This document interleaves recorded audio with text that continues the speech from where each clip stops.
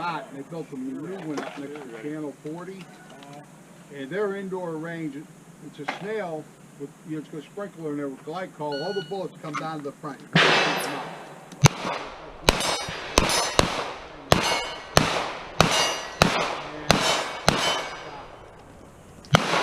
They got some serious air movement. And like I said,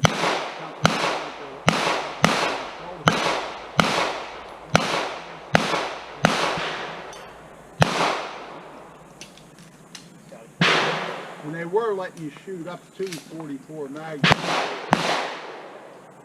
Oh, there's a big piece of pipe. It's a snail with, you know, it's got a sprinkler in there with glycol. All the bullets come down to the front.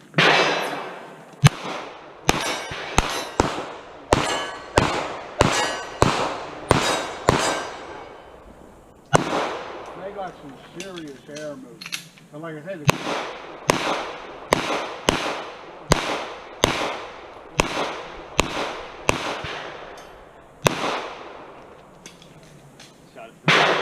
and they were letting you shoot up to 44 mags. Oh, there's a big piece of pipe.